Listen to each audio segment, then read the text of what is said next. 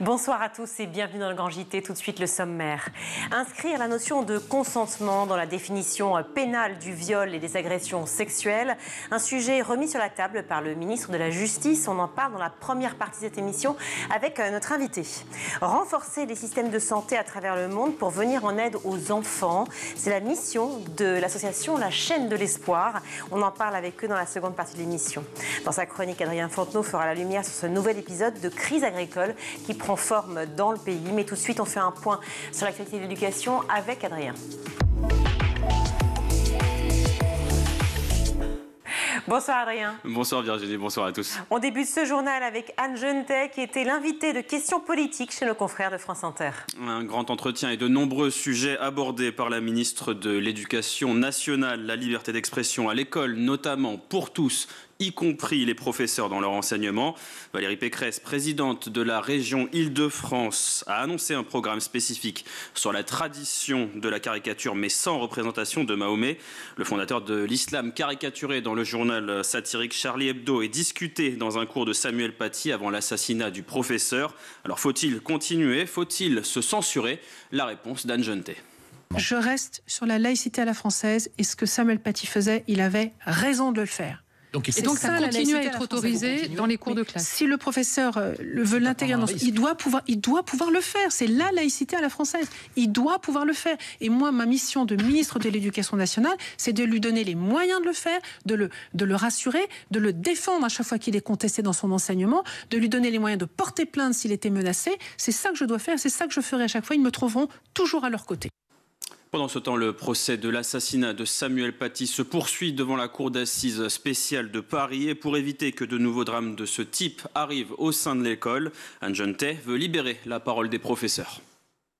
Quand un professeur est menacé, que ce soit par un élève, par un parent, peu importe, il est menacé verbalement, moralement, physiquement, déjà immédiatement, il est mis en place une protection fonctionnelle. Si les menaces sont de nature beaucoup plus importante, il peut même être mis en place une protection policière. Car oui, aujourd'hui, cela peut arriver, menaces d'élèves ou de parents d'élèves. Ensuite, nous avons par rectorat des personnels qui sont dédiés, notamment je pense par exemple, ça peut être sur le sujet du harcèlement ou sur le sujet des valeurs de la République. À chaque fois, pour chacun des sujets, nous avons des équipes dédiées qui peuvent à tout moment venir dans l'établissement. Ça veut dire que notre enseignant ou notre personnel de direction, n'oublions pas les chefs d'établissement qui eux aussi subissent des menaces, eux aussi subissent des contestations. Donc, chef d'établissement, professeur, je veux qu'ils sachent qu'il n'y ait plus de questions, il n'y a pas de vague. Pas de vague, c'est terminé. Il faut que chacun puisse parler, s'ouvrir, dire là, j'ai fait l'objet de tels propos. Est-ce que c'est une menace? À quel moment faut-il que je demande la protection fonctionnelle? Elle lui sera donnée automatiquement. Mais il faut qu'il se sente libre de pouvoir parler sans être jugé. Autre sujet abordé par la ministre de l'Éducation nationale, le brevet des collèges dont l'obtention sera désormais obligatoire pour accéder au lycée. C'est l'une des mesures de l'acte 2 du choc des savoirs lancé par Anne Genetet la semaine dernière avec une exigence de réussite. Je veux que ce soit motivant. Donc déjà, je vais être très clair, ce qu'on appelait le correctif académique qui gonflait les notes artificiellement dans certains endroits, ça c'est terminé depuis juin dernier. Et ça, je le maintiens. Il est hors de question que le brevet ne soit pas national. Il doit être le même pour tous. Donc avec la même exigence pour tous. Derrière, je veux le rendre motivant. Je veux donner envie aux élèves de le réussir. Donc derrière, j'ai bien l'ambition qu'il y ait beaucoup moins de 100 000 élèves qui soient en échec. Mais derrière, ceux qui sont en échec, je ne les mets pas dehors. Alors, quelles alternatives proposer aux collégiens en cas d'échec à l'examen? On écoute la ministre sur les différentes mesures d'accompagnement. Aujourd'hui, il faut bien savoir que ces élèves-là, ils n'ont aucun choix. Rien ne leur est proposé. Certes, ils vont directement au lycée. Et au bout du compte, que trouvent-ils au lycée? L'échec. Ils se trouvent face à un mur parce s'ils ont raté leur brevet, c'est bien qu'il y avait des raisons fondamentales derrière. Donc on les met en situation d'échec pour 3 ans. Moi, ce que je Donc c'est quoi? C'est CAP, c'est apprentissage? Un côté, une voie professionnelle avec les CAP, ou bien ce que nous appelons les classes prépa secondes qui sont en expérimentation cette année, qui sont une unité dans laquelle il y a à peu près 20 élèves, il y a 7 heures de cours qui travaillent sur les fondamentaux, et l'idée c'est de les raccrocher, de leur redonner confiance en eux, de leur donner envie à nouveau de s'engager, de se dépasser pour réussir, et pour que eux puissent rentrer en seconde après. Mais ça veut dire qu'ils devront le repasser, le brevet, à la fin de l'année? Non, ils n'ont pas le brevet à repasser. Justement, eux, ils rentreront au lycée sans être passés par la case brevet, mais avec beaucoup plus de chances de réussite. Et moi, ce que je veux, je leur propose un parcours de réussite en 4 ans. Là, aujourd'hui, c'était l'échec assuré en 3. Voilà, et on rappelle que la réforme complète du brevet sera effective pour la session 2027 pour les élèves donc actuellement en classe de 5e. On passe désormais à l'international et cette actualité dramatique ce week-end en Chine. Une attaque au couteau dans une école a fait 8 morts et 17 blessés. Les faits se sont déroulés ce samedi 16 novembre à l'Institut professionnel des arts et de la technologie de Wuxi. L'auteur, un homme de 21 ans, ancien élève de l'établissement, a été arrêté selon les premiers éléments de l'enquête et un communiqué de la police locale parce qu'il n'a pas obtenu son diplôme après son échec aux examens et parce qu'il était mécontent de sa rémunération durant son stage. Il est revenu à l'école pour exprimer sa colère et commettre ses meurtres. Des aveux du suspect et un pays déjà meurtri pour la deuxième fois en une semaine. Lundi dernier, une attaque à la voiture bélier avait fait 35 morts et 40 blessés dans un centre sportif. Retour en France avec une note un peu plus joyeuse, avec des ateliers musicaux pour les plus jeunes et peut-être des vocations en devenir. Plusieurs fois par an au Théâtre des Champs-Élysées à Paris, Janine Rose organise les concerts du dimanche matin. À chaque session, son ou ses instruments et donc son ou ses musiciens. Sophia Anastasio a rencontré l'un d'entre eux, Ezequiel Spouches, pianiste et en charge de la réalisation de ces ateliers. Un maximum de temps aux enfants pour pouvoir essayer les instruments. Je pense que c'est ce qui est plus important. Mais bien sûr, il ne faut pas du tout se projeter en se disant on va pratiquer comme si on était, je sais pas, au conservatoire. Ce n'est pas un cours de musique. On essaye de mettre l'expérience et les sensations au cœur de ces moments de pratique musicale.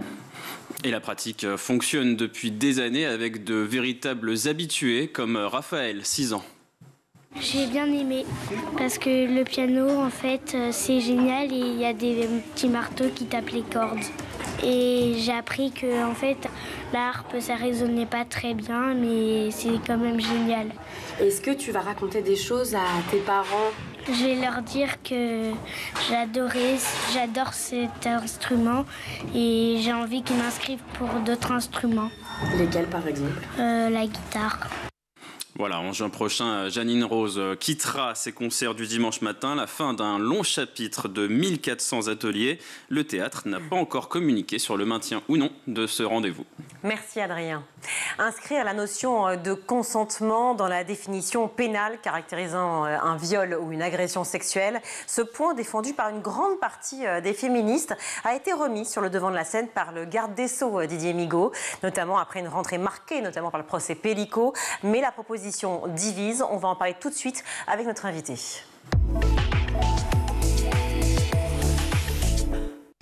Bonjour Magali Lafourcade. Bonjour. Merci beaucoup d'être avec nous sur ce plateau. Vous êtes magistrate, secrétaire générale de la Commission nationale consultative des droits de l'homme. On va parler de consentement. Cette notion de consentement est au cœur des débats aujourd'hui, plus que jamais aussi avec le procès des viols de Mazan. Est-ce que c'est le cas dans toutes les affaires de violences sexuelles, finalement, la notion de consentement ? Alors, elle est en implicite un peu partout, mais elle n'est nulle part vraiment dans notre loi pénale. C'est le grand problème. C'est-à-dire que la loi pénale a une fonction expressive, elle doit exprimer les valeurs de la société. Or, quand vous parlez de rapports sexuels dans la société, vous parlez de consentement. Sauf que c'est pas ça que les magistrats doivent rechercher quand ils font l'enquête. Alors, je parlais évidemment des viols de Mazan, de l'affaire Pellico. Est-ce que, elle a démarré début septembre, est-ce que cette affaire, ces procès, ont eu un effet accélérateur pour poser justement cette notion de consentement Oui, tout à fait, parce qu'alors, ce qui est fascinant dans cette affaire, c'est que d'abord, elle est très facile sur le plan judiciaire, dans le sens où on a énormément de preuves matérielles, ce qui n'est pas toujours le cas quand on ne recherche pas là où il faut rechercher pour mener l'enquête par rapport à cette infraction qui est définie de manière très lacunaire en fait. Et Mazan pose le fait que la société a énormément évolué. Il y a des débats énormes. Les gens s'intéressent énormément. Il y a la presse internationale qui est très présente au procès. On a un procès qui dure 4 mois, qui passionne presque tout le monde sauf à peu près les politiques, les responsables politiques de notre pays qui sont un peu plus en deçà. Mais on voit que la France a changé, que MeToo est passé par là et qu'il y a des questionnements qui se font jour, qui sont extrêmement intéressants et que dans toutes les familles on en parle. En tout cas, ça fait débat. Ça fait débat. On espère que ça va faire changer les choses de manière réelle. Est-ce que aussi le changement de ministre de la Justice y est pour quelque chose dans cette nouvelle possibilité, effectivement, donc de repenser la loi? Alors là, on n'a pas vraiment de position claire. C'est-à-dire que juste au moment de la cérémonie de scellement de la Constitution autour de l'IVG, on a eu une inflexion d'Emmanuel Macron après une position très très dure de ses gouvernements, notamment au moment où il y a eu une directive européenne qui essayait de pousser la question du consentement dans la loi pénale. Là, on avait une position qui était complètement inflexible côté gouvernement et Élysée. Inflexion avec le scellement de la Constitution, comme si à ce moment-là, il y avait eu une prise de conscience. Et puis après, un ministre qui devait porter la nouvelle parole du président de la République, donc Éric Dupond-Moretti, qui n'était pas quelqu'un de connu pour des positions très progressistes sur ce sujet. Et puis ensuite, Monsieur Migaud qui arrive à la chancellerie. On va voir, mais pour l'instant, les sujets sont portés que par les parlementaires. Mélanie Vogel au Sénat, la France Insoumise avec Sarah Legrain à l'Assemblée nationale, mais surtout, il y a eu une mission d'information transpartisane depuis l'année dernière, portée par la délégation des droits des femmes avec Madame Rioton qui est Renaissance et Madame Garin qui est ELV. Et toutes les deux, elles ont fait un travail extraordinaire avec la délégation des droits des femmes. Maintenant, elles sont en train de reprendre les travaux et il va y avoir une proposition de loi transpartisane, a priori, à la sortie de cette mission d'information qui a été juste interrompue au moment de la dissolution. Donc, on voit bien que la société, elle bouge. L'affaire Mazan le montre. Les médias se passionnent pour ce sujet. En espérant que ce ne soit pas que sur le côté fait divers. Ah, mais je crois que là, on voit l'aspect culture du viol, aspect systémique. On est entré dans une autre dimension qui est la dimension beaucoup plus proche de la réalité criminologique qu'on connaît bien, nous les magistrats. Et puis ensuite, on a des parlementaires qui s'intéressent énormément au sujet. Maintenant, côté gouvernement, je ne sais pas quelle sera la position de M. Migaud. Les parlementaires que vous venez de citer sont que des femmes. Je tiens quand même à le souligner. Oui. Est-ce qu'on peut imaginer que tout d'un coup, un homme, que ce soit du côté du Sénat, de l'Assemblée, puisse aussi prendre la parole et investir? Eh bien, c'est ça que je trouve qui est tout à fait nouveau avec Mazan, avec l'affaire Mazan, c'est qu'on voit de plus en plus d'hommes s'intéresser au sujet, prendre la parole. Il y a eu une pétition de 200 hommes un peu connus qui se sont mobilisés là-dessus. Il y a l'idée de regarder le fait que c'est un crime extrêmement genré, puisque la plupart des viols sont commis par des hommes sur des femmes. Il y a aussi des hommes qui commettent des viols sur des hommes. Mais côté auteur, on a quand même plutôt une cartographie masculine. Et donc là, c'est là où on voit à quel point nous avons, nous, femmes, féministes, etc., des alliés chez les hommes. Mais je ne parle pas de la société civile, là je parle des parlementaires. Mais oui, justement, quand j'ai été auditionnée par la mission d'information, il y avait M. Gouffier-Cha, qui est un parlementaire de la majorité, ou de l'ex-majorité, qui était très affûté sur le sujet. Je pense que les parlementaires ont été très frappés par ce qui s'est passé pour Sandrine Josso, avec la question d'une soumission chimique. Et je pense qu'au Sénat, nous avons aussi des hommes progressistes qui se disent que aujourd'hui, avec moins de 1% des viols qui sont recensés, qui pourraient être, qui donnent lieu à condamnation, on peut pas dire 0,6, c'est ça, je crois. 0,6% si on prend les enquêtes de victimation et qu'on regarde les condamnations, qu'on compare les deux. Si on prend les chiffres du ministère de la Justice par rapport aux plaintes, donc les femmes qui sont allées porter plainte, or 9 femmes sur 10 ne vont pas déposer plainte. Si on prend les plaintes, on est à un chiffre de 14,6% de condamnation. En tout état de cause, c'est peut-être l'infraction la moins condamnée dans notre pays, alors qu'on est sur un crime qui fait des dégâts colossaux pour la santé des femmes et qui aussi construit chez certains hommes, pas tous les hommes, des parcours d'impunité qui ont fait que dans leur vie, ils feront beaucoup de victimes. Bien sûr. Alors, comment expliquer quand même que, même si Emmanuel Macron, effectivement, s'est dit favorable à cette inscription en mars, il s'est positionné, la France ne respecte toujours pas la Convention d'Istanbul de 2014. On est quand même 10 ans plus tard. Exactement. Donc, cette convention, effectivement, on l'a ratifiée en 2014, elle date de 2011. Elle demande à tous les pays de mettre le consentement au cœur de la définition. Aujourd'hui, il faut prouver la contrainte, la menace, la violence ou la surprise, ce qui veut dire qu'en gros, si on veut être un peu clair, c'est essentiellement la violence. Il faut montrer que sur votre corps, donc tout est focalisé sur madame, sur votre corps, vous êtes tellement débattu que vous aurez des traces qui évoqueront une violence physique aux zones de prise, au niveau génital, etc. Ce qui est demandé à la France, c'est de changer sa législation. Donc le Conseil de l'Europe le demande, mais les Nations Unies aussi. En 2023, il y a eu une demande du Comité des droits des femmes des Nations Unies qui dit que la législation française décourage les femmes tellement le processus judiciaire est pénible, donc il les décourage à déposer plainte, et que le nombre de condamnations ne permet pas de lutter contre l'impunité. Et on voit aussi un grand mouvement très large dans les pays qui sont affinitaires aux droits des femmes, bien sûr pas en Iran, mais on voit dans ces pays qui sont proches de nous... Pas en Iran aujourd'hui, mais enfin avant, oui. Voilà, pas en Iran aujourd'hui. Je tiens à préciser parce que c'est important de ne pas tout mélanger. Vous avez tout à fait raison, c'est comme l'Afghanistan n'a pas toujours... Voilà, il faut... Voilà. Mais quand on regarde ce mouvement, donc on a les Canadiens qui ont beaucoup de recul 1983, et on voit un mouvement massif dans les pays affinitaires aux droits des femmes pour mettre la question du consentement au cœur de sa définition et condamner davantage les auteurs qui aujourd'hui ont des stratégies. On est sur de la ruse, en fait. Alors on va en parler justement de ces fameuses ruses. Juste un tout petit point politique parce qu'on est quand même les derniers en Europe. On est d'accord ou pas? Alors on n'est peut-être pas les derniers. Je pense que la Hongrie, voilà, ouais.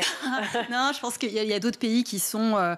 On a vu avec qui on se situait au moment de la discussion sur la directive européenne. On était du côté de la Hongrie, de la Pologne de l'époque du PiS, donc du parti qui était conservateur, de la droite conservatrice au pouvoir. On n'est pas parmi les plus allants, ce qui est d'autant plus dommage que, par ailleurs, on a une diplomatie féministe qui est remarquable. On porte des sujets autour des droits des femmes qui sont remarquables. Donc il y a une discordance entre ce qu'on fait au niveau national et ce qu'on porte à l'international. Parlons de cette fameuse ruse que vous venez d'évoquer, c'est-à-dire la manière dont les auteurs présumés se défendent, ou en tout cas leurs avocats se défendent. L'élu écologiste que vous venez de citer juste avant, Mélanie Vogel, affirme que le fait, je cite, qu'on ne soit pas obligé de démontrer qu'il y a un consentement est une brèche légale dans laquelle s'engouffrent les avocats. C'était bien la réalité, ça? Oui, c'est-à-dire qu'en fait, aujourd'hui, tout est centré sur la robustesse du récit de la victime. Savoir déjà, quand elle va déposer plainte et qu'elle dit qu'elle a été violée, il faut vérifier si elle a vraiment eu un rapport sexuel. Donc, est-ce qu'on va... Voilà. Si vous allez déposer plainte en disant « on m'a volé ma voiture » et c'est monsieur machin qui m'a volé ma voiture, on ne dira pas « mais madame, est-ce que vous avez vraiment une voiture ?» Là, au contraire, on est tout le temps dans la vérification que madame n'affabule pas, que madame n'a pas un intérêt particulier, etc. Ce qu'il faut vérifier peut-être. Mais... On est dissocié du corps, en fait. Notre corps ne nous appartient plus. C'est comme si... Pour un vol, pour un trafic, c'est beaucoup plus... On fait de l'enquête où on s'intéresse aux auteurs. C'est comme si pour les violences sexuelles, c'est d'abord savoir si madame est une menteuse.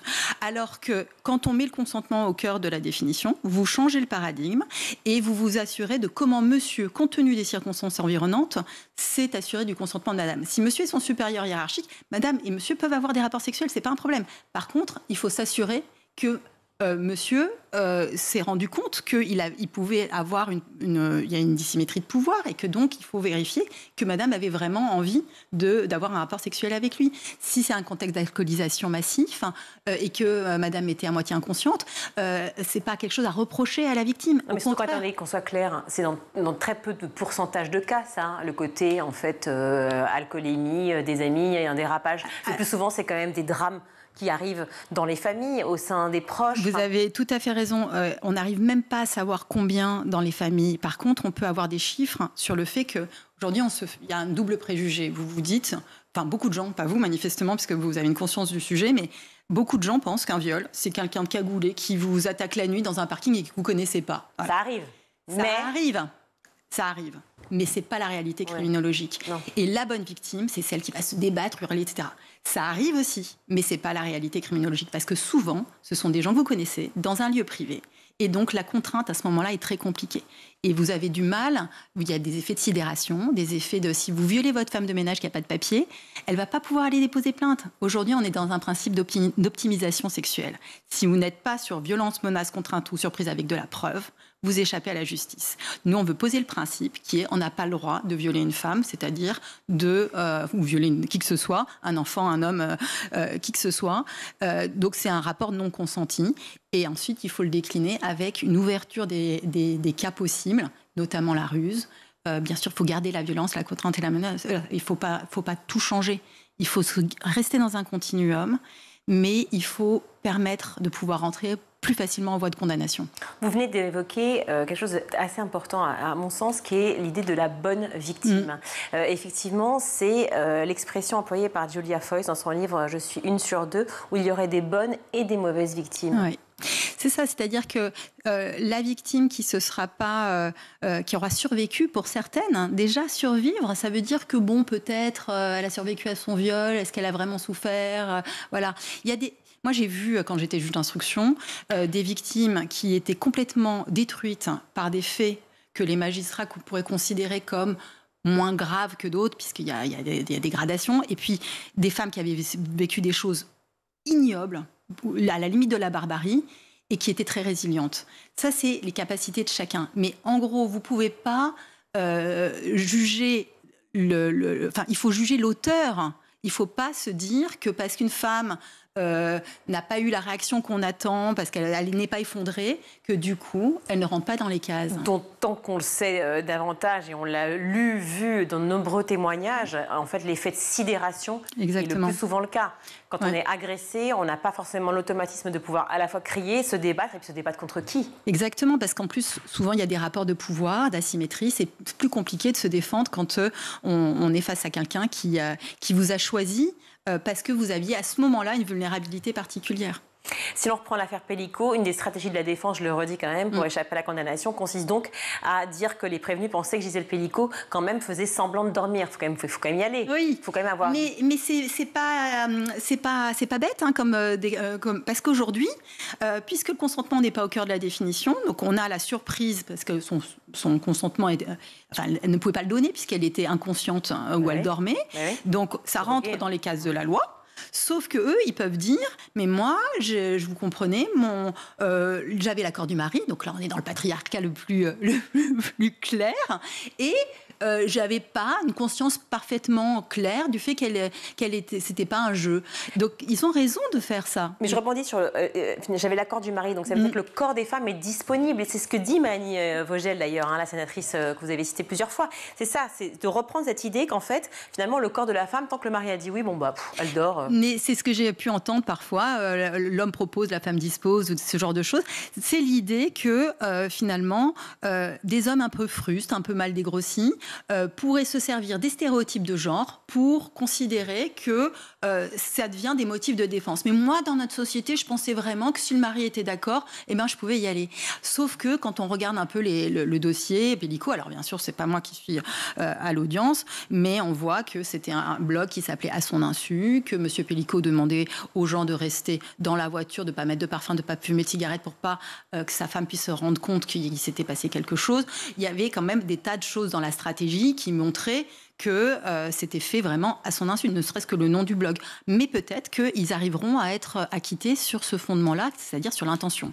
Eh bien, on n'espère pas. Parmi les féministes, alors cette question, elle divise. Elle divise non pas pour l'idée, effectivement, d'inscrire forcément cette notion de consentement. La notion de consentement est très importante, mais justement de manière pénale. Pourquoi et vous allez nous l'expliquer. Certains soulignent qu'inscrire cette notion impliquerait de mettre justement le comportement de la victime au cœur du procès. Donc du coup, eh bien, comme vous le dites, effectivement, si elle n'a pas manifesté de manière très claire le non, je ne veux pas, va-t'en, eh bien, du coup, ce serait discuté. Elle ne pourrait plus venir se plaindre.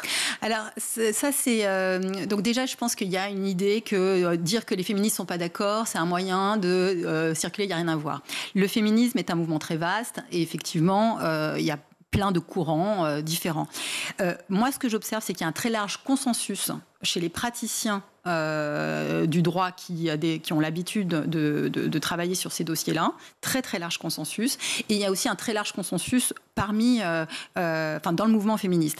Il y a quelques voix dissonantes que je pense qu'il faut vraiment entendre et qui disent notamment ce que vous venez de souligner, c'est-à-dire que pour certains, ça va remettre l'accent sur le rôle de madame et donc encore plus rendre la procédure difficile. C'est pour ça qu'en fait, l'idée, c'est vraiment d'appliquer la Convention d'Istanbul, c'est-à-dire de changer de paradigme pour s'assurer de comment monsieur s'est assuré du consentement de madame et donc de rechercher les éléments là-dessus par la technique du faisceau d'indices qu'on applique dans toutes les autres situations. Les praticiens ont l'habitude, il n'y a pas d'aveu dans notre système juridique, on ne cherche pas l'aveu parce qu'on est un système mature. Donc il n'y a pas besoin d'aveu pour entrer en voie de condamnation. Il suffit de rechercher la preuve, prendre les premiers confidents d'une victime, ça vous éclaire énormément. Après, vous pouvez regarder ce qu'il y a dans l'ordinateur de monsieur, si monsieur a de la pédopornographie ou de la pornographie qui ressemble aux actes qu'il a fait subir à madame. C'est très informatif, ce genre de choses.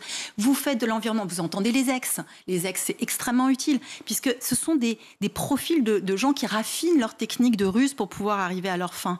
Donc, on est face à des prédateurs qu'on peut tout à fait objectiver par tout un tas d'éléments. Il faut juste les rechercher. Il y a un deuxième argument chez les féministes que je trouve aussi très intéressant, c'est de dire que consentement, ça laisse entendre qu'il y a une différence de degré entre un rapport sexuel qui se passe bien et un rapport qui devient un viol. Alors que pour eux, et pour elles, c'est une différence de nature. Le viol est une violence qui se passe dans la zone génitale et le rapport sexuel consenti est quelque chose autour du désir. Elles ont raison. C'est juste que dans le code pénal, quand il s'agit d'entrer en voie de condamnation et de priver de liberté quelqu'un, c'est 15 ans encouru quand même le crime de viol, il faut un mot sur lequel tout le monde s'entend et tout le monde comprend la signification. Et donc, l'utilité dans le code pénal est essentielle, même si j'entends très bien cet argument que je trouve tout à fait recevable. Bien sûr. Ça veut dire aussi qu'on scruterait donc à la loupe l'attitude de la victime. J'insiste un peu là-dessus, mais c'est vraiment pour bien qu'on comprenne le sujet. Donc on scruterait à la loupe l'attitude de la victime, mais celle de l'agresseur, finalement, on déterminerait 2-3 choses, mais peut-être pas autant, finalement. Non, au contraire, aujourd'hui, on scrute à la loupe l'attitude de la victime et tout ce qui devrait être mis dans l'escarcelle de monsieur est mis dans l'escarcelle de madame. C'est-à-dire que si elle a bu, on va lui reprocher. Mais quand même, si elle est sortie tard, on va lui reprocher. Mais avec le consentement, il y aurait une vraie inversion. Oui, parce qu'à ce moment-là, vous appliquez la Convention d'Istanbul qui dit bien que le consentement doit être analysé de manière concrète à la lumière des circonstances environnantes. Et donc, c'est faire reposer sur monsieur, sur l'agresseur, en disant à monsieur, voilà, vous avez bien vu, elle est ivre dans cette soirée, puisque ça se passe souvent dans des lieux fermés. Dans cette soirée, on a plusieurs vidéos où on voit qu'elle titube. Elle n'était pas en état de consentir. Comment vous êtes-vous assuré qu'elle avait vraiment envie de ce rapport sexuel alors que tout le monde raconte qu'elle venait de vomir? Vous voyez, en fait, c'est ça. C'est-à-dire qu'aujourd'hui, on dira à madame, mais enfin, vous n'avez pas été sérieuse, vous êtes sortie en soirée et vous aviez mis une jupe en plus et vous avez bu. L'idée, c'est vraiment de renverser cette démarche probatoire. Introduire cette notion de consentement, est-ce que ça changerait aussi quelque chose pour lutter contre la faible pénalisation que vous avez évoquée en début d'échange du viol en France? Je le rappelle que plus de 96% des plaintes n'aboutissent pas à une condamnation. Alors oui, c'est-à-dire qu'il y aurait 2 choses. C'est que ça permettrait d'une part de rendre le parcours pénal moins pénible pour les victimes, ce qui fait que plus de faits de viol seraient recensés par la justice, il y aurait plus de plaintes, les femmes iraient plus facilement déposer plainte parce qu'elles savent qu'elles seraient moins mises en accusation pour toute chose, au contraire. Donc ça changerait la dynamique pénale au niveau du dépôt de plainte. Et ensuite, il y aurait beaucoup plus de condamnations, ce qui fait qu'on lutterait contre l'impunité. Or, on sait, dans chez ceux qui font de la criminologie, que pour lutter contre un phénomène infractionnel aussi massif, ce qui compte, c'est pas d'avoir une sévérité de la peine si vous êtes pris. Ce qui compte, c'est d'avoir la certitude d'être pris. Et c'est là où vous faites reculer le phénomène infractionnel. Donc plus il y aura de prédateurs, de violeurs qui seront passés par l'étau de la justice, et plus on aura et moins on aura de viols commis sur des femmes et nos futures filles, etc. Donc c'est un changement de société. On sait le faire. On l'a fait par exemple sur le contentieux de la route. Avant, il y avait 20 000 morts sur les routes de France et tout le monde pensait que c'était un risque social. On est passé à quelque chose qui était de la délinquance routière. On a mis en place une politique de prévention, une politique de répression avec une vraie volonté politique et des moyens financiers. Et aujourd'hui, on a divisé par 4-5 le nombre de morts sur les routes de France et on ne parle pas de la même chose. Donc on sait faire. Et puis aussi des femmes, effectivement, qui iront porter plainte parce qu'aujourd'hui, elles ont peur, elles sont terrifiées et elles pensent surtout que la parole n'est pas entendue. C'est aussi, ça fait partie des stratégies des agresseurs. Ils choisissent leurs victimes. On sait que, par exemple, pratiquement toutes les femmes en situation de handicap ont été victimes dans leur vie de violences sexuelles. Parce que c'est plus difficile pour elles d'aller déposer plainte, surtout si elles ont un handicap psychique. Mais même le handicap physique fait que vous avez du mal à accéder à certains commissariats. Même sans handicap. Mais même sans handicap, bien sûr. C'est juste pour vous dire qu'on n'est pas dans un crime qui est nécessairement libidinal. On est dans un crime de ruse, de prédation. Bien sûr, de prédation. Clamer haut et fort que le consentement est nécessaire, que c'est utile, qu'on a besoin de dire oui, je le veux, non, je ne le veux pas.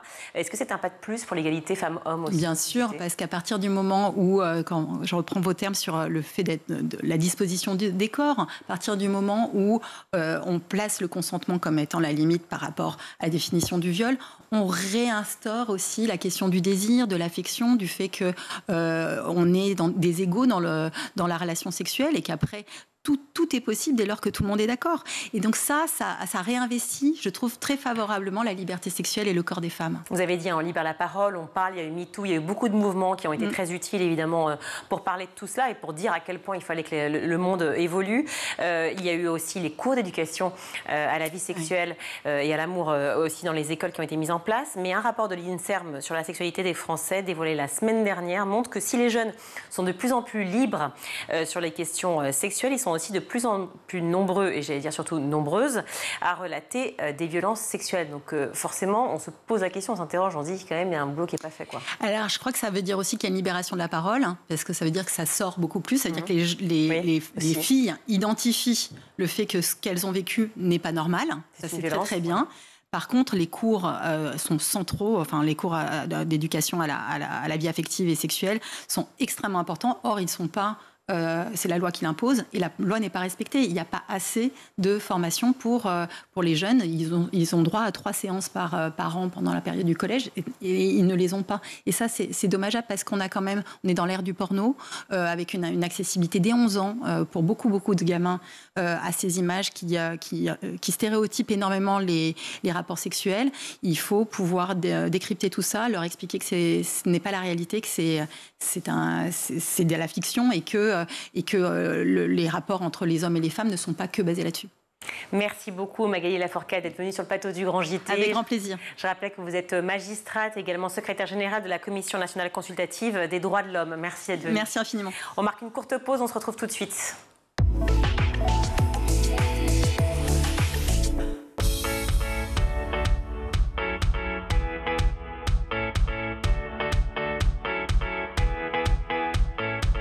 Chaque matin dès 6h30, retrouvez Emmanuel Davidenkoff et son équipe dans La Quotidienne. En compagnie d'un invité fil rouge, il vous donne des clés de compréhension et des conseils pratiques en matière d'éducation et de parentalité. C'est important d'adopter des mesures hygiéno-diététiques, c'est important de savoir bien manger, de bien s'hydrater, d'avoir un bon sommeil. À partir de 9h, Patrice Boisfer prend le relais dans le MAG. Au cœur des territoires, la parole est donnée aux élus et aux élèves qui font bouger l'éducation partout en France. Je voyais pas énormément de jeunes, je me reconnaissais pas énormément dans les listes parce que il y avait pas de jeunes, il n'y avait pas de sportifs et je me suis dit pourquoi la politique ça touche que certaines personnes. À 12h30, School TV vous ouvre les portes de l'école du futur. Avec son équipe de chroniqueurs, Philippine Dolbeau met en lumière des acteurs engagés et des innovations pédagogiques qui façonnent l'école de demain. L'usage qu'on peut faire d'un téléphone et celui d'un ordinateur est complètement différent. Sur l'ordinateur, on parle bien d'un usage pédagogique. Pour le cours, le téléphone, on aborde plutôt la question des réseaux sociaux et je ne pense pas que les enseignants prônent d'utiliser TikTok ou YouTube. Tous les soirs à 20h30, dans le grand JT de l'éducation, Virginie Guillaume fait le point sur l'actualité du jour. Politiques et acteurs de l'éducation se questionnent sur l'avenir de nos enfants à l'école. Le double objectif de tout ce que nous avons fait, qui est la boussole de toute l'action, c'était 2 objectifs que j'affichais toujours, c'est-à-dire 1, hausser le niveau général des enfants de France, deuxièmement, baisser les inégalités, donc rapprocher les plus défavorisés du reste du groupe et que tout cela monte, ce que j'appelle parfois niveler par le haut. Chaque samedi et chaque dimanche, Malika Ménard reçoit une personnalité qui raconte ses souvenirs d'écolier et dévoile sa vision de l'école d'aujourd'hui et de demain. L'amour devrait être enseigné à l'école, l'empathie devrait être enseignée à l'école, la vraie éducation civique, l'amour de l'autre, l'amour des plantes, le respect de l'environnement profond, l'alimentation vraie, ça devrait être enseigné à l'école. School TV, imaginons ensemble l'école de demain.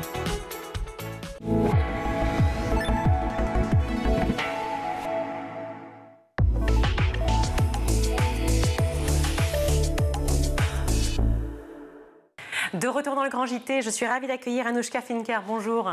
Bonjour Virginie. Merci beaucoup d'être avec nous. Vous êtes directrice générale de la chaîne de l'espoir. On va redire à quel point la chaîne de l'espoir est un projet absolument magnifique. Il n'y a pas d'autre terme. Nécessaire, utile, une vraie chaîne de solidarité qui s'est opérée dans de nombreux pays. Peut-être je vais vous laisser la parole, vous le direz mieux que moi, mais à quel point il faut redire combien c'est utile que vous soyez là pour nous ainsi que pour tous les enfants du monde. Oui, la chaîne de l'espoir, oui, c'est une ONG médicale internationale qui existe depuis 30 ans et qui est dédiée aux enfants. Un petit peu aux femmes également, d'ailleurs, dans certains pays, mais en tout cas, on intervient dans 26 pays pour la chirurgie, pour la santé des enfants. Et la chaîne de l'espoir est née grâce à Alain Deloche, professeur de chirurgie cardiaque pédiatrique, qui voulait combattre l'injustice du lieu de naissance. Oui, une véritable injustice parce qu'effectivement, en fonction de l'endroit, vous le dites, où on n'a pas les mêmes chances effectivement de guérison, les mêmes chances de se faire opérer, les mêmes possibilités, les mêmes accès aux soins, tout simplement, ne serait-ce que par rapport à la distance et aux moyens de locomotion. Ah oui, alors il y a la distance, il y a le nombre de médecins formés. On parle des déserts médicaux en France, mais dans certains pays, vous avez 2 anesthésistes dans le pays, vous n'avez pas de chirurgie. Donc c'est vrai que nous, on est en plus spécialisés dans la chirurgie. Donc dans des pays où parfois il y a un accès à la santé de base, mais la chirurgie c'est quelque chose que simplement les très riches peuvent se payer. Donc on forme, on rend les populations autonomes également. On fait de la chirurgie, mais également on rend les populations autonomes. Alors c'est important, on va parler de ces 2 aspects-là. Le premier, effectivement, la formation. Vous proposez sur place des temps de formation, c'est ça? Ce sont des médecins qui se déplacent? Oui, oui, c'est ça. Alors les médecins se déplacent, mais en fait, on a commencé initialement, c'est intéressant parce qu'on faisait d'abord venir les enfants en France pour se faire opérer. Puis dans un deuxième temps, on a envoyé des médecins pour les opérer sur place. Là, ils se sont rendus compte que les autres médecins locaux n'étaient pas formés, que les hôpitaux n'étaient pas équipés et parfois n'étaient pas construits. Donc on est allé par étapes, on a formé, on a équipé, on a construit. Voilà. Alors c'est vrai que c'est 3 étapes importantes. La formation, ce n'est pas rien parce que ça demande évidemment du temps, mais ça demande aussi des moyens humains. Qui travaille avec vous, enfin travaille c'est pas le terme, mais qui opère avec vous ces temps de formation? Alors la formation, oui, ce sont des chirurgiens en général de très haut niveau, qui sont tous bénévoles, qui sont français, mais aussi européens, américains, enfin qui peuvent venir du monde entier, mais principalement français, et qui opèrent partout dans le monde, qui prennent sur leur temps libre et qui sont dévoués, qui font un vrai compagnonnage des chirurgiens locaux. Alors on dit chirurgiens, mais c'est finalement le personnel de santé au sens large, puisque ça peut être des anesthésistes, des sages-femmes, ça peut être des infirmières dans le domaine de l'hygiène, par exemple, des ingénieurs biomédicaux, enfin tout ce qui a trait à la santé. Oui, et on imagine que c'est absolument différent en fonction des pays dans lesquels vous intervenez. J'imagine que ce n'est pas forcément facile de pouvoir à la fois intervenir, former, construire, comme vous l'avez dit. Là, je voyais effectivement qu'il y a un hôpital qui avait été construit il y a maintenant peut-être 25 ans, ou je ne sais pas, ou 20 ans, au Cambodge. Oui. Voilà. C'est vrai que en intervenant sur place, en formant les équipes médicales, il y a un enjeu qui est crucial en termes de santé, mais aussi de formation. Tout à fait. Le but est de transmettre des compétences. Et donc là, vous parlez du Cambodge. Effectivement, cet hôpital qui a été construit maintenant est complètement autonome. On n'intervient pratiquement plus au Cambodge. De temps en temps, on fait des opérations d'enfants, mais c'est tout. Et donc le but, c'est de pouvoir partir et de laisser un savoir-faire. Mais former des chirurgiens, c'est très long, donc ça demande pas mal de temps. Et après, c'est vrai que par rapport au contexte géopolitique actuel, on ne peut pas intervenir de la même manière dans un pays en guerre, tout comme dans un pays qui est stable, même pauvre, mais stable. Donc c'est vrai que nos modes d'intervention diffèrent selon les pays, mais ce qu'on veut, c'est donner accès à la santé aux enfants en priorité. Je vois que vous intervenez en Afghanistan, par exemple. Vous êtes mobilisé à l'Institut médical français, c'est ça? Exactement. Voilà, pour la mère et l'enfant.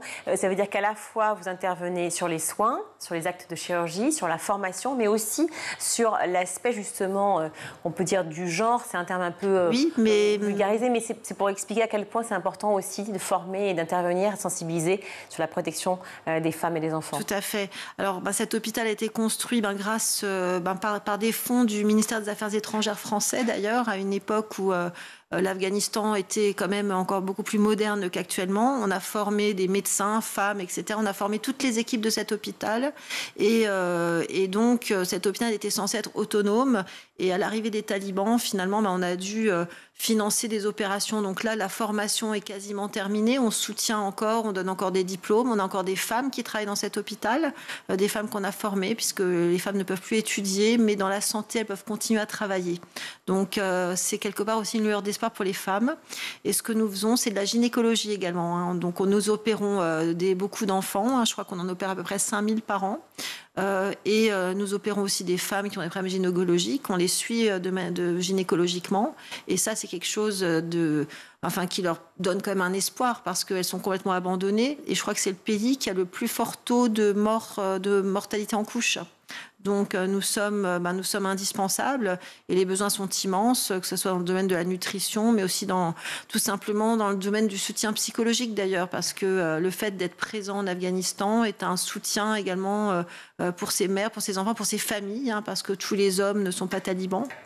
Oui, on l'imagine évidemment, toute une population qui est touchée par ce qui se passe là-bas, bien entendu. Et vous le dites, ces enfants, ces mères, ces femmes qui ont besoin aussi de soutien psychologique, ça veut dire aussi une formation et peut-être faire venir aussi peut-être un personnel de manière un peu récurrente, un personnel qui vienne de l'étranger, en Afghanistan en l'occurrence, puisqu'on parle de ce pays-là, mais il y en a plein d'autres malheureusement qui subissent ce genre de situation, pour pouvoir être là le temps dont on a besoin.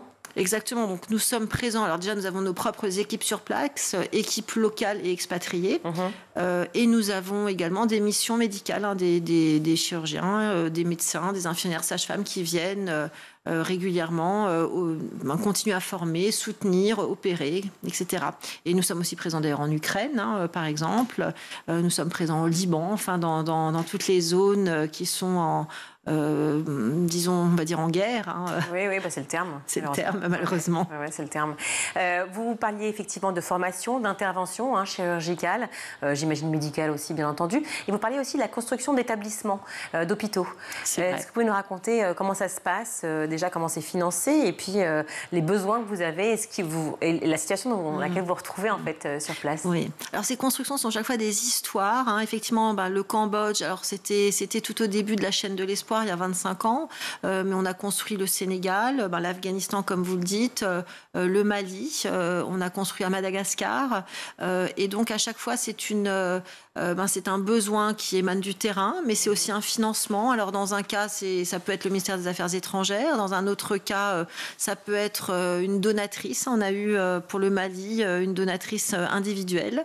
Ça peut être une fondation qui veut financer, qui veut aider les enfants, financer la chirurgie. Donc il y a à chaque fois une histoire derrière ces établissements, et le but c'est de travailler aussi avec le ministère de la Santé local, puisque nous devons travailler avec les autorités locales pour que ça marche. Nous ne sommes pas dans en fait, nous arrivons pas en leur disant ce qu'il faut faire, on travaille en partenariat, ça c'est très important. Oui, bien sûr, évidemment, dans le respect effectivement des cultures locales et puis de la politique aussi locale. Premières opérations à cœur ouvert à Madagascar, c'est extraordinaire. Vous avez sauvé bon nombre d'enfants, j'ai pas le chiffre, je ne sais pas si vous l'avez, mais enfin j'imagine que de toute façon, en sauver un déjà, c'est absolument énorme. En mai dernier, 4 enfants, âgés de 8 à 13 ans ont été opérés à cœur ouvert. C'est aussi des techniques nouvelles peut-être que vous proposez aussi à ces pays qui n'ont pas forcément toujours accès? Oui, alors Madagascar, c'est une histoire d'ailleurs où nous faisions venir des enfants de Madagascar en France, où on les faisait opérer à La Réunion, et là, effectivement, on a construit un bloc opératoire qui leur permet d'avoir des opérations à cœur ouvert. Donc c'était une première. Donc on a opéré beaucoup d'enfants malgaches, mais là, effectivement, ça démarre et ils vont pouvoir prendre soin de leurs propres enfants. Ça veut dire qu'effectivement, il y a l'aide, ou en tout cas l'apport des pays, j'imagine. Ils sont heureux de vous recevoir et donc peut-être vous aider aussi financièrement, mais vous avez besoin de dons. Il n'y a pas de mystère. Une ONG, ça marche aussi comme ça. Bien sûr, bien sûr. Alors effectivement, nous dépendons beaucoup des financements du grand public, des financements, même des petits financements. On a énormément de donateurs qui nous donnent des petites sommes chaque mois, tous les mois 10 €, mais sur des années. Et pour nous, c'est très important parce que ça nous permet de voir plus loin. Je veux dire, le petit don régulier est presque plus utile qu'un don unique.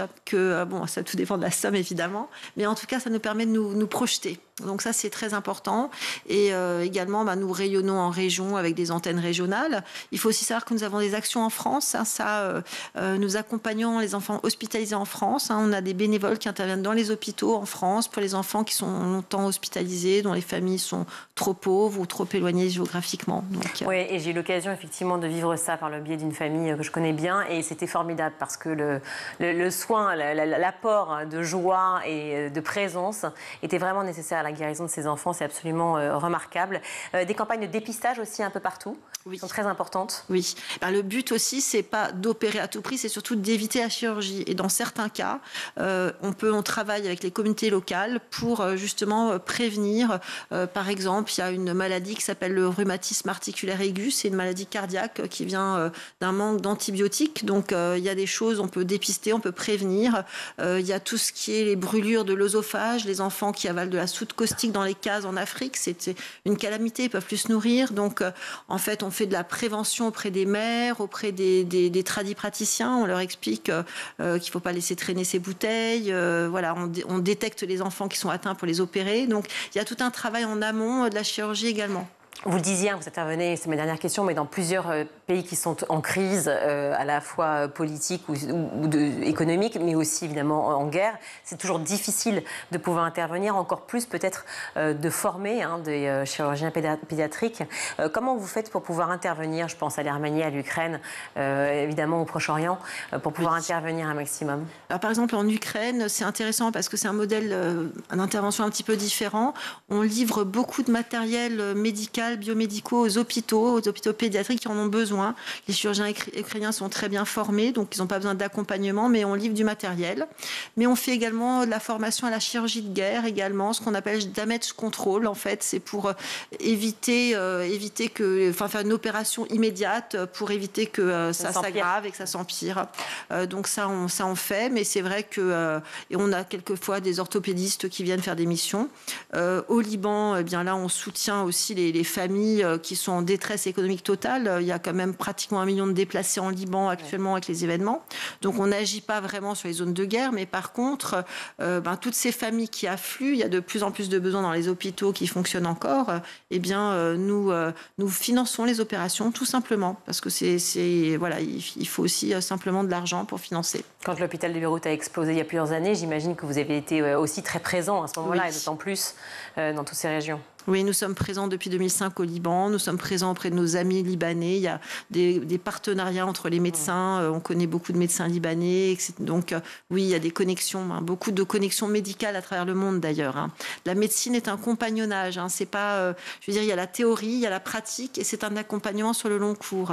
Donc des amitiés qui se font également sur le long cours. Merci beaucoup d'être venu sur notre plateau, Anouchka Finker, pour nous parler de la chaîne de l'espoir. Regardez tout de suite sur Internet ce qu'est la chaîne de l'espoir. On vous en a parlé, on vous donne un avant-goût. Mais allez voir vraiment tout ce qu'ils font de remarquable partout dans le monde, utile, nécessaire, primordial pour nos enfants. Merci beaucoup d'être venu sur le plateau du Grand JT. On va tout de suite retrouver Adrien pour sa chronique. Adrien, cette semaine, dans Lumière Sûre, vous vous êtes intéressé à ce nouvel épisode de la crise agricole, près d'un an après celui de l'hiver dernier, et toute la souffrance, bien sûr, qu'il y a derrière pour nos producteurs français. Un épisode de plus. Est-ce que ce sera l'épisode de trop? D'abord, le contexte. Ce qui provoque cette nouvelle vague de protestations dans le monde agricole, c'est l'accord entre l'Union européenne et les pays du Mercosur, à savoir le Brésil, l'Argentine, le Paraguay, l'Uruguay et la Bolivie. Un accord de libre-échange conclu en 2019, mais toujours pas officiellement signé. On parlerait là du plus important jamais conclu par l'UE, que ce soit en termes de population impliquée, plus de 780 millions de personnes, mais aussi de volume d'échange, plus de 40 milliards d'euros d'importation et d'exportation. Alors très concrètement, que contient cet accord et pourquoi cette colère des agriculteurs français? Eh bien, le but, ce serait de supprimer tout simplement la quasi-totalité des droits de douane appliqués aux échanges entre les deux blocs. Plutôt une bonne mesure a priori, mais l'Union européenne espère exporter en quantité et plus facilement des produits qui souffrent de droits de douane élevés actuellement, comme les voitures, les vêtements ou le vin. Dans l'autre sens, elle espère des importations colossales, 45 000 tonnes de miel, 60 000 tonnes de riz, 180 000 de sucre ou encore de la viande en dizaines de milliers de tonnes là aussi. Et c'est justement ce point qui cristallise les tensions. Les éleveurs de la filière bovine dénoncent une concurrence déloyale face aux grandes exploitations sud-américaines qui sont plus nombreuses, soumises à des normes sanitaires et environnementales moins exigeantes. Écoutez Fabienne Garel, présidente de la Fédération départementale des syndicats exploitants agricoles dans les Côtes-d'Armor. Ce serait dévastateur. C'est des importations massives de viande qui ne respectent pas nos normes, puisque les animaux sont piqués aux hormones de croissance, totalement interdits chez nous. Ou encore de la volaille, qui utilise un antibiotique qui est la flavomycine. Depuis 2006, l'Europe a considéré que c'était mauvais pour le consommateur. Alors pourquoi on l'importerait à travers un accord Mercosur? C'est non. Alors on entend évidemment cette colère de la FDSEA et le monde agricole, mais c'est aussi d'autres syndicats, ce qui veut dire que le mouvement pourrait prendre de l'ampleur. Oui, la colère monte et un peu plus aujourd'hui, ce lundi 18 novembre, une date symbolique puisque débute au Brésil le G20. Le Brésil, on l'a dit, l'un des pays du Mercosur, et le sujet sera forcément sur la table des négociations. Plusieurs actions donc un peu partout en France ont commencé ou se sont poursuivies pour certaines, des blocages de routes, d'administrations publiques et des feux de la colère comme ils les appellent. Des actions face au manque de réaction politique, justement, comme nous l'explique Pierrick Aurel, président des Jeunes Agriculteurs. Les promesses ne sont pas matérialisées et c'est bien ça qu'on exprime comme colère. Il y a un décalage profond entre la parole politique et les actes concrets et les mesures concrètes que les agriculteurs peuvent percevoir sur leurs exploitations. Le compte n'y est pas. Moi, je considère que quand les choses sont annoncées, elles ne sont pas faites. Je considère qu'elles sont faites quand les agriculteurs sont en capacité de me dire on a tel et tel point qui sont arrivés sur les comptes en banque. Une tension palpable et un chantier de plus récupéré par le nouveau gouvernement. Le Premier ministre Michel Barnier insiste, toutes les promesses seront respectées. Il y a tellement de détresse et de désespoir. C'est pour ça qu'il y a besoin d'une réponse de confiance. Je dis aux paysans, aux agricultrices, aux agriculteurs qu'ils peuvent avoir confiance dans le gouvernement. Je ferai tout ce que je pourrai. Nous avons d'ailleurs dans le budget que présente Annie Genevard en ce moment tenu tous les engagements. Je suis formel. Tous les engagements pris. On en a ajouté d'autres, notamment pour faire face à la fièvre catarrhale ovine, à la FCO, maladie animale qui touche tant d'exploitations bovines et surtout caprines ou ovines. Là aussi, j'ai vu l'autre jour à Cournon des agricultrices qui étaient désespérées. Donc on fait face et je ferai face avec eux, à leur côté. Et de son côté, Emmanuel Macron promet, je cite, « La France ne signera pas ce traité en l'état qui serait très mauvais pour notre agriculture ». La détresse des agriculteurs face à la parole politique et parfois certains, plus nombreux qu'on le pense d'ailleurs, ne croient plus en ces promesses. C'est le cas de Stéphane, une agricultrice de 59 ans. Elle cultive des noix et des noisettes en Dordogne. Elle est épuisée et voit l'avenir, le sien comme celui de sa profession, de plus en plus sombre. Le stress, la détresse, la solitude et tout ça, j'ai l'habitude de gérer ça. Mais là, tout d'un coup, de me dire, mes salariés ont travaillé pour les récoltes de noix, ils se donnent beaucoup de mal, ils sont jamais absents, ils sont à la fin du mois, je vais leur dire, c'est fini. J'ai pas les moyens de vous payer. Qu'est-ce que j'ai comme solution ? Qui est-ce qui va reprendre ça maintenant ? Qui est-ce qui a envie de s'installer en agriculture maintenant ? Personne. Il n'y aura rien pour amortir la chute. Et alors j'espérais la petite dernière qu'elle reprenne l'exploitation, mais elle n'a pas envie de reprendre l'exploitation. Avoir maman travailler 13 heures par jour et être au bord du suicide, ça la fait pas rêver. Hein. Et il y en a beaucoup comme ça, silencieux, et ils apprennent sur nous à nous dire ça va s'arrêter. La misère va s'arrêter, on pourra se reposer. Un véritable cri du cœur et une détresse qui se matérialise dans les chiffres de la profession. Selon Mutualité Sociale Agricole, l'âge moyen des agriculteurs en France est de 51 ans et seulement 7% des chefs d'exploitation ont moins de 35 ans. Des chiffres qui inquiètent quand on sait que d'ici 2026, pas moins de 50% des exploitations vont devoir passer la main si elles trouvent un preneur. Évidemment, d'après un sondage Ipsos réalisé fin 2023, 48% des agriculteurs se disent pessimistes pour l'avenir de l'agriculture et plus spécifiquement de leurs exploitations agricoles pour les 10 ans à venir. En tête des préoccupations, la concurrence internationale. Merci beaucoup Adrien pour ce focus. On va tout de suite retrouver le meilleur de School TV avec le ZAP. Le bien-être scolaire, ça passe forcément par un environnement apaisé, parfois rénové. C'est notamment le cas des Ormeaux. Je rappelle que vous avez 5 groupes scolaires. 6, pardon. 6, pardon. Et les Ormeaux en fait partie. Oui. Et oui, alors nous on est comme beaucoup de villes de la région parisienne en fait. Hein. On s'est beaucoup développé dans les années 50, 60, 70, vraiment dans les 30 glorieuses. Et ça veut dire que nos bâtiments publics, nos écoles, nos gymnases datent de cette époque. Datent de cette époque. Et donc ce sont tous à la fois des passoires thermiques, des bâtiments un peu datés sur le plan fonctionnel, et ils sont vétustes. Donc on a un gros programme de rénovation de nos bâtiments publics à mettre en œuvre, à la fois pour être dans les clous sur le plan énergétique, on voit que l'énergie coûte cher, mais même simplement pour le confort et pour la fonctionnalité des bâtiments qui est plus tout à fait adaptée. Quel budget ? Alors rien que pour l'innovation, enfin pour l'isolation énergétique de nos bâtiments, on sait qu'on va devoir mettre 30 millions d'euros avant 2030. Pour repositionner le contexte de l'école, on n'est pas parti faire de ce qu'on appelle du volontourisme, parce que c'est quelque chose que je dénonce aussi dans le livre, c'est-à-dire les gens qui payent pour faire de l'humanitaire dans des communautés isolées ou dans des communautés vulnérables. Nous, c'est pas vraiment ce qu'on a fait. Nous, simplement, c'est un échange de bons procédés, c'est-à-dire que je suis rentré en contact avec une communauté qui nous a dit « Nous, on est OK pour vous accueillir, on est OK pour vous loger, pour vous nourrir. Il n'y a pas d'agence, il n'y a rien de ça, mais on a envie, la communauté parle espagnol, on a envie que nos enfants parlent anglais. Mais je tiens à dire que voilà, c'est pas pour faire le grand humanitaire ou quoi que ce soit, c'est en réalité même... C'est un échange et c'est même en réalité, on a un média dédié à l'éducation. La vérité, c'est qu'ils ont besoin de vraies structures, ils ont besoin d'un vrai programme de gouvernement. C'est ce que vous racontez. C'est ça. Vous vous retrouvez face à eux et vous dites finalement, nous, ça sert pas à rien, mais on est loin du compte, quoi. Il n'y a pas de suivi pédagogique. Les profs, en fait, ça vient. Pourquoi ils ont besoin de professeurs? C'est que ça vient du fait que les profs là-bas en Équateur ne veulent pas aller dans ces zones-là, et donc en fait, vous vous retrouvez avec des enfants qui n'ont pas cours, des fois ont personne pendant 3 mois, puis un volontaire vient pendant 3 semaines. C'est pas des profs. Je suis pas prof pour enfants, quoi. Ouais, en revanche, il y a un universel de l'enfance ou de l'adolescence. Parce que leur comportement, je pense que vous aviez les mêmes quand vous étiez petit dans votre collège ou au lycée à Nice, non? Alors oui, j'avais pas de carabine dans la salle de classe. Non, alors la carabine, c'est pourquoi? C'est pour aller chasser. Voilà. C'est pour aller chasser. Mais parce que vous n'étiez pas en train de tirer sur les enfants. Non.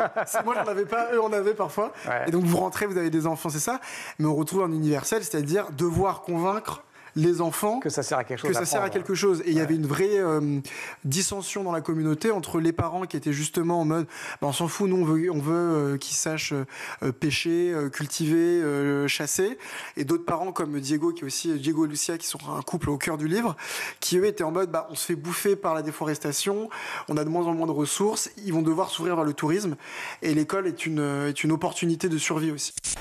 Nous, on est là aussi pour parler, surtout avec Alix, de ce qui va bien, à commencer par la cité éducative de Blagy.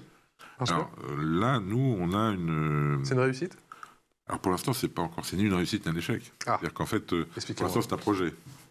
C'est-à-dire qu'en fait, nous, on a un quartier qui est un quartier qui est en pleine opération de rénovation urbaine. C'est une très grosse opération de rénovation urbaine. On a 833 logements qu'on va reconstruire, qui avaient été construits dans les années 60, qui sont des passoires thermiques, qui sont avec des qualités de bâti qui ne permettent pas d'être rénovés en site occupé, avec de l'amiante, avec tout ce qu'il faut pour qu'on soit obligé de déconstruire et de reconstruire. Et cette opération, elle correspond à un quartier qui est à cheval sur 4 villes. Et ce quartier vient de nouveau, il en avait fait partie pendant un certain nombre d'années, il était sorti de la politique de la ville en 2014, et là on vient de re-rentrer dans ce qu'on appelle Quartier Engagement 2030, qui est la version actuelle de la politique de la ville. Et dans les différentes actions qui vont être rendues possibles grâce à ce Quartier Engagement 2030, il y a ce qu'on appelle une cité éducative, effectivement. Alors la cité éducative, c'est un certain nombre d'actions qui vont permettre, je dirais aussi bien de contribuer à l'égalité des chances, que justement de travailler sur la citoyenneté.